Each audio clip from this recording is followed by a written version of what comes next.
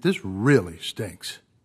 I mean, it really smells really bad. Equifax is making money, millions of dollars, off its own screw-up. What I believe was a bait-and-switch scam. So all the folks in the executive suite had no clue, but they were the luckiest investors on August the 1st. Why do I have to now spend money to protect myself when it's their fault? It's not like the suspicious attack that occurred on the 29th and the 30th was the first of that year, of that month. Suspicious attacks occur all the time. You guys want us to believe, as a committee, the U.S. Senate, the Congress, the investors in Equifax, and the entire nation, what y'all want us to believe is that the three luckiest investors who sold their stock did so without any knowledge that that suspicious activity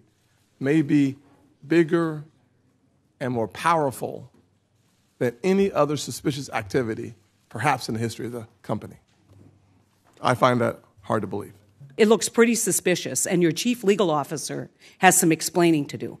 Because even after he knew that there was a notification to the FBI about this level of breach, he did not claw back or try to undo those transactions and reverse what clearly appears to be a pretty beneficial situation for three of your employees. To enter in your last name and your last 6 digits of your Social Security number? What in heaven's name were you all thinking?